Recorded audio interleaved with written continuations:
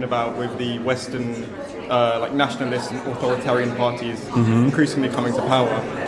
He pointed out that one kind of side effect that comes with this is the political class and the media, but also the public, a rise of shamelessness in society. Yes. Yeah. Yes. So he proposed that we need an increased shamefulness in how we operate and conduct and act with each other. Like shame others, or does he mean like we have to be shameful? So everyone, the political class, media, but the public as well, needs an increased sense of shamefulness as a society to continue functioning. What were your thoughts on that?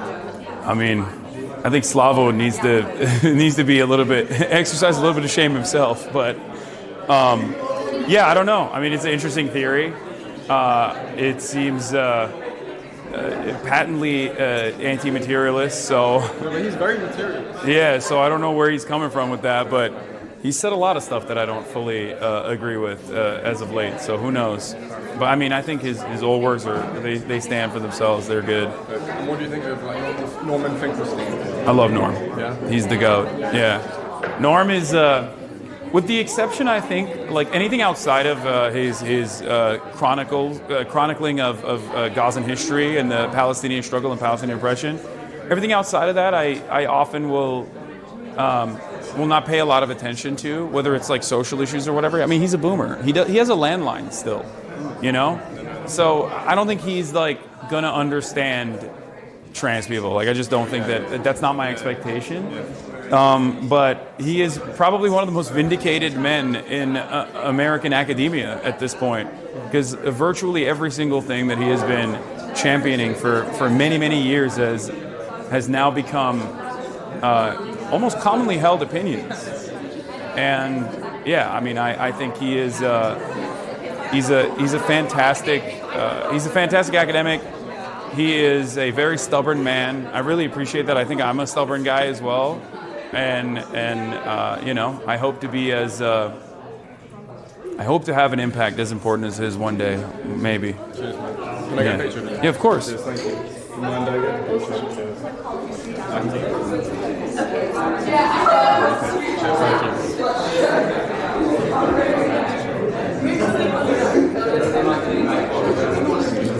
All right. Thank you. Cheers. What's going on? I also had a bit of a question. All right, let's hear It it. is like 500 years old. Do you think, congrats on your recent CNN appearance, do you, I don't know if it's worthy of congratulations, but it's like, do you ever feel like you have to compromise on your values in terms of how vocally and how brightly sort of you discuss certain topics in order to get the opportunity to speak on more mainstream platforms? Or do you feel like it's more important to stay true to your own values in terms of how you talk about and how you message on particularly more? I think I always stay true to my values, but I also value the importance of reading the room, and not everything has to be like almost hysterical. You know what I mean? Like I try to moderate my perspective with the full knowledge of the audience that is receiving it, and I think that's a really. I mean, I urge others to do that as well, to put their best foot forward to the best of their ability, and maybe not even get emotional, you know. It's just, you know, I definitely, I wouldn't say I moderate my perspective, but I definitely try to be. Wait, March. Yeah. You can film this. We're talking politics. Oh, I was just showing chat the room. Yeah. But yeah, I try to moderate my position. Never compromising on my values, but I try to moderate it because I'm aware of the audience that I think is receiving it, if that makes sense. Well, great speech. Yeah, of course. Yeah, nice to meet you. Moving to the UK. No. We've got 5 more years If before. I get fired, it's on you guys. Yeah, but also the weather is ass. depressing. The weather's ass. The sun sets at 3 p.m. Yeah. It makes no sense.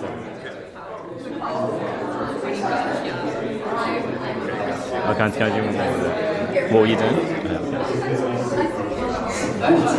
Cheers. All right, no problem. Hi. Nice to meet you. I've been watching you since 2019. Oh, hell yeah. I used to watch you when I was waiting at the hospital. So it was really helpful. listening to you, and that you've been a voice for left-wing politics, especially because everything seems really right-leaning. But although when I do watch your streams on YouTube, I do get recommendations for Ben Shapiro, so that's really lovely.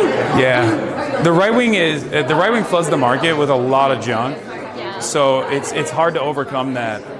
And I think YouTube, whether they're aware of it or not, I don't know, but they definitely do facilitate this this unlimited, unrestricted amount of right-wing content on the platform. Yeah. That's why I kind of use your streams as like a buffer zone when you watch their videos, so it's actually bearable. Yeah. Oh, that's the other thing. Yeah, because I do routinely criticize Ben Shapiro and the like, so that's probably the other reason why the algorithm picks it up. Yeah. You want to take a photo? All right, let's do it.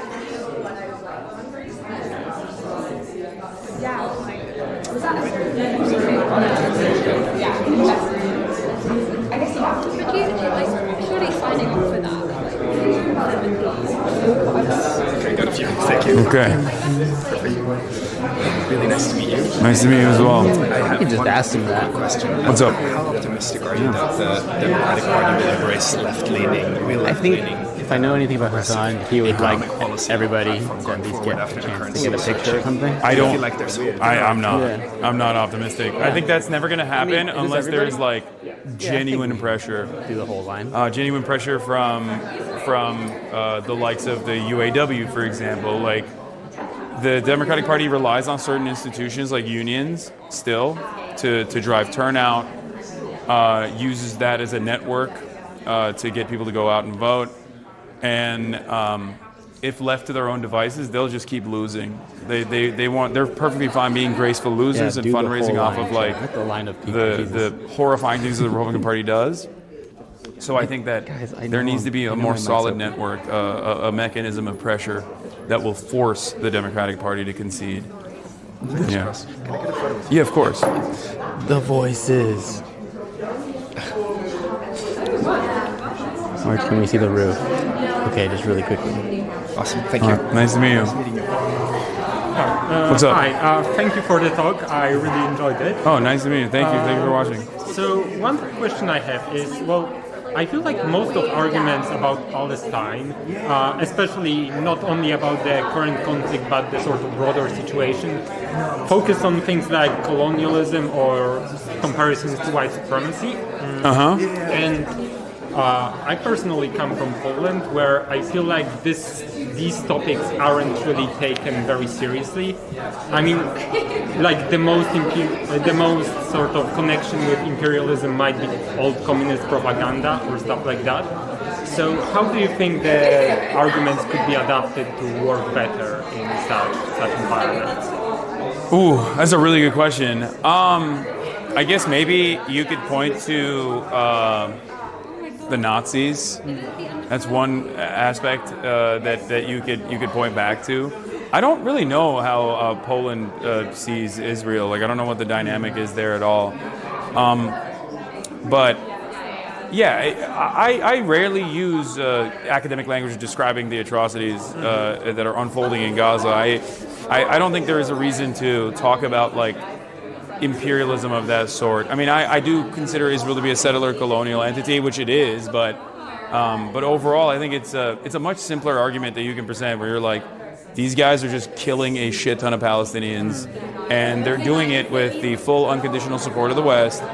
And in countries like mine, for example, the simplest argument that I see have a tremendous amount of success is, your roads are fucked. We have potholes. Our internet sucks. Nothing is good. Housing is impossible to obtain. And we have natural disasters. And then our congresspersons are giving $18 billion to Israel so they can, continue baby murder. And it's like, that's ridiculous. Most Americans, regardless of their background, look at that and go, what the fuck? That doesn't make any sense. So I think that's something that you can present as an argument as well, which is that, like, why are they doing that? Like, why? This is like untenable. It's destabilizing, and it's unfair and unjust. So I think that's probably a better way to communicate that than talking about like imperialism or white supremacy.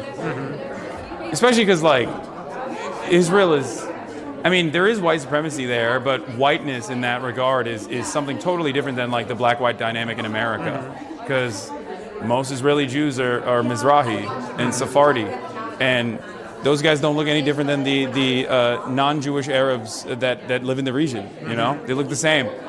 So it's not exactly whiteness in general. Even the likes of Itamar Ben-Gvir. I mean, he's Iraqi. You know, he's from Iraq. He looks like an Arab uncle because he is Arab. He's Arab and Kurdish. So it's too complex for people to understand, because then you'd have to describe whiteness as like proximity to power and all this stuff. So you don't need to engage with it in that regard. I hope that was helpful. I don't know. Thank you. Thanks. All right, if no you're problem. curious, Polish Socialist Party. Oh, okay. How many people does the PPS have? Is it? I don't know enough about Polish politics. Currently, we are in the government, though a small part. But we're coming back. Don't worry. Okay. All right. Can you take a photo for me?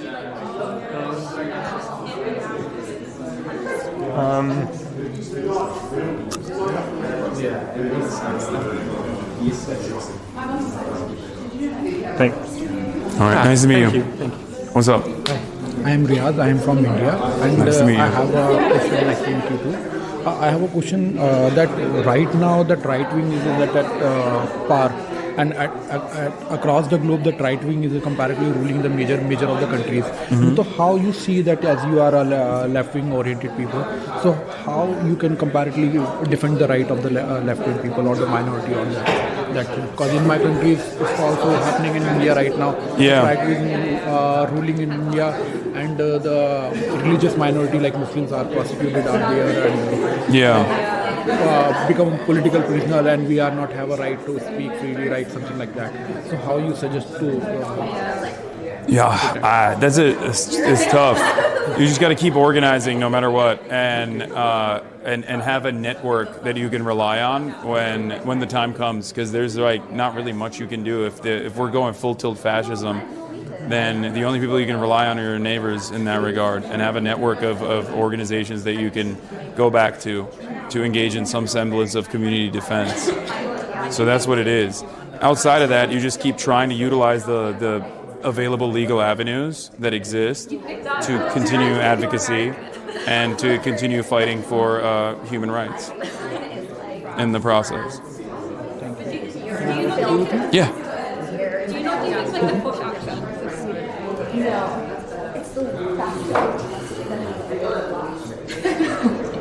That's crazy. Nice to meet you. Hi. Hi. Just want to say I'm a really big fan. Oh, nice to meet you. I don't have anything in particular to say. Okay. It's all good. You want to take a photo? Yes. All right, let's do it.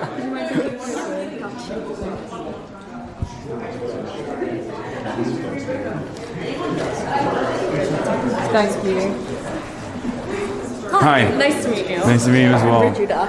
Nice to meet you. I grew up in Chicago, so I was kind of wanting to talk to you about the DNC and your Okay. overall experience there this summer.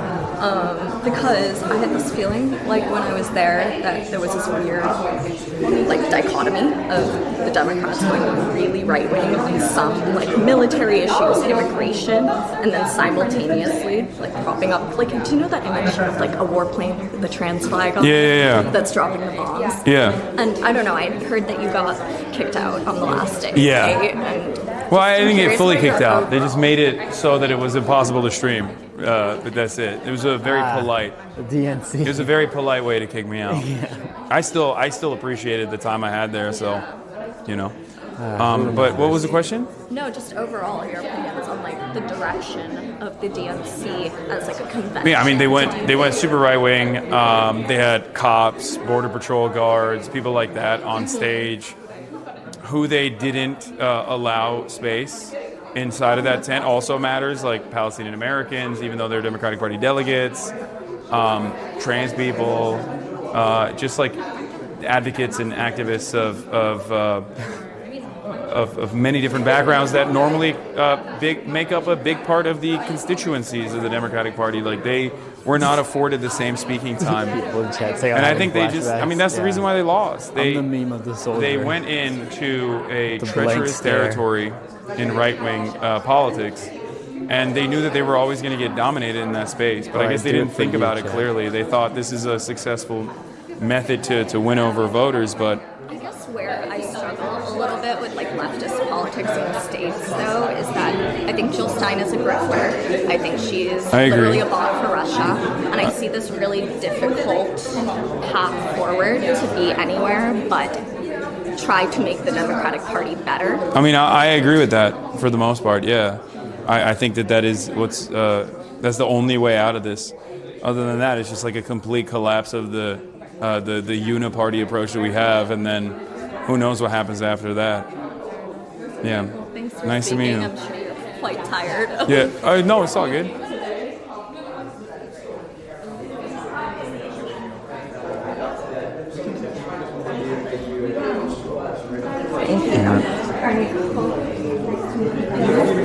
Hi.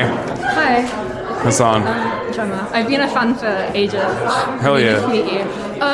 I had a question. So, looking at the UK specifically, kind of the future of the progressive left. Like, if we're thinking electorally, like, do you think it would be worth trying to push the Labour Party to the left, or do you think now, with Corbyn gone, like, that's kind of never going to happen? Like, do you think we should look at third-party alternatives?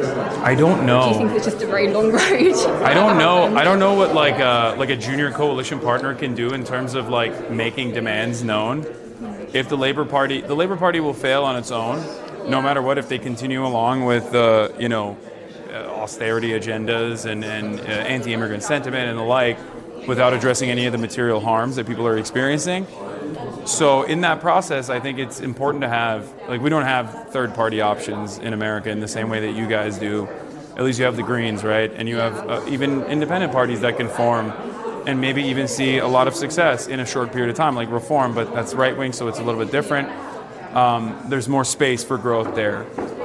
But overall, I think maybe there's an opportunity to apply pressure as a smaller party with coalition building. But at least as far as I've seen, I think that Labour is probably more amenable than Macron was, for example, in France. So I think there's more opportunity there. But ultimately, it should still be trying to restore Labour to its former glory, I guess, and not have this right-wing, lighter Tory version of the party that it now is.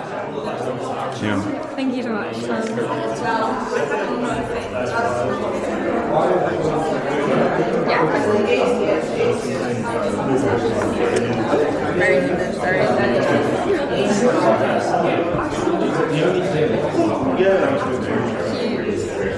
Thank you. Well, it was so nice to meet you. Nice to meet you as well. Hi, nice to meet you. Hi, nice to meet you. Do I have any particular questions for you? You don't. Takes on Hong Kong and China. Takes on Hong Kong and China. Yeah. Oof. I mean, I don't know. I don't know what to say about it. We'll see. Only time will tell what Chinese rulership over Hong Kong looks like. It's the Chinese governance is very oppressive on social issues. Yeah. Totally understand why people in Hong Kong would be like, this fucking sucks. Yeah. But I think the only way to make up for that is by continuing, better land use, continuing to develop, and also, creating a shit ton more housing that alleviates some of the pressure that people are feeling in Hong Kong. Because I feel like housing is a major problem there. So, that's the only thing I can say about it. Other than that, I mean, it makes total sense to not want to be ruled in a way that where you're fearful of political expression that previously you were not worried about. Yeah. Makes sense. Yeah. You want to take a photo? Yeah. All right.